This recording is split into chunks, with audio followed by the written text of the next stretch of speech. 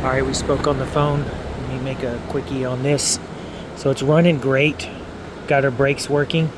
The O-ring for the fuel sender, it's right on the bottom. And as soon as we put gas in, it started pouring out on the ground. Luckily, we didn't put that much before we noticed it. And we have the new carburetor on there. The electric choke, which it had before.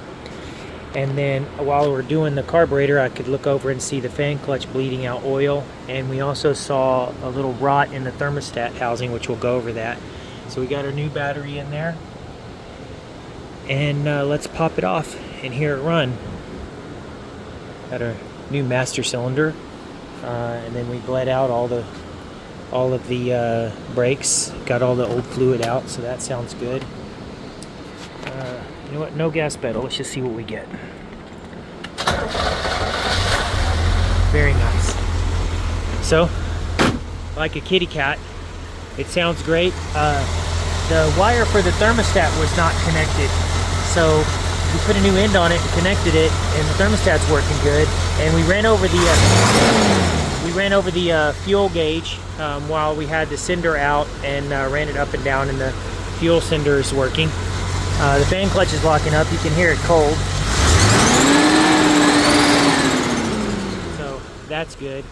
Like I said, it's running great, stops great, but we let it run for too long. Then we start to have a real big pressure issue right here. This hose just starts to get a lot of pressure. It starts bubbling out there.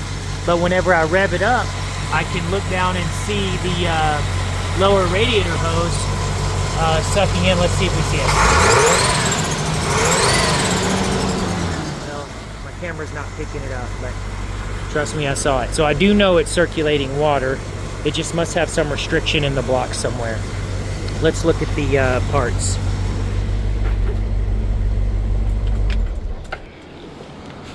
All right, so here are got our carburetor, fan clutch, and the thermostat housing. Here is the red flag. So when I looked down, all I saw was this little rot with some white chalk on it. I could put my finger through it. And then as I pulled up the thermostat, I could see this, and you see all the residue. So all of that.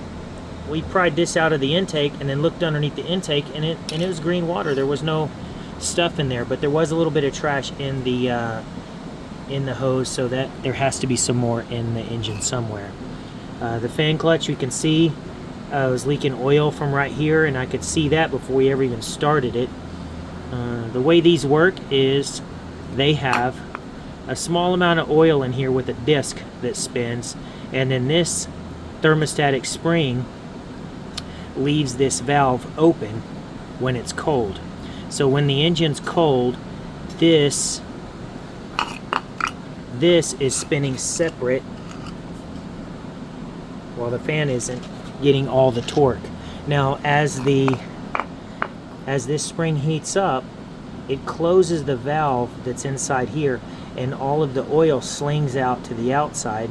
Centrifugal force will cause all the oil to stack up and squeeze this little disc inside there that locks this up to the, and then you get 100% of the torque. It's a little lesson on that, but a little less on how the clock works and what time is it. Engine's overheating. Luckily we don't have any oil. We don't have any oil in the water in the oil, giving us that milky look. But we do have a lot of pressure buildup in here, and I'm really hoping that the pressure is due to a restriction in there and not an exhaust leak into the cooling system.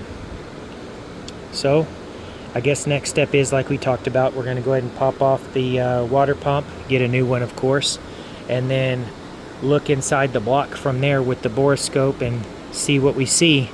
And then I'll go ahead and pull off the intake manifold, pull all that off, and just look down in the heads and see what we see. All right, other than that, it's my favorite Corvette of all time. Got my own over there, this guy, and then we got Sexy over here, which is the Lingenfelter's been widened 6 inches. I don't know if I showed this to you. This car is a full resto mod with the 30th anniversary tribute colors with the colors here, the 2005 seats, or 2000. And then here's the nasty 7-liter 427 Corvette Racing, built by Lingenfelter. We had to change this because the lost oil pressure in the, it's pretty typical, whoever watches this, on your oil pickup, the O-ring went bad and we lost oil pressure just for a few seconds. Didn't hurt anything. We just polished the crank and popped that thing open, and man, look it up. The Lingenfelter guts are nuts. Titanium, everything. I've never seen that stuff before. But let me get this, your car cracked open, and we'll see what the guts look like on that engine, and hopefully we just do a little cleaning and put it back together.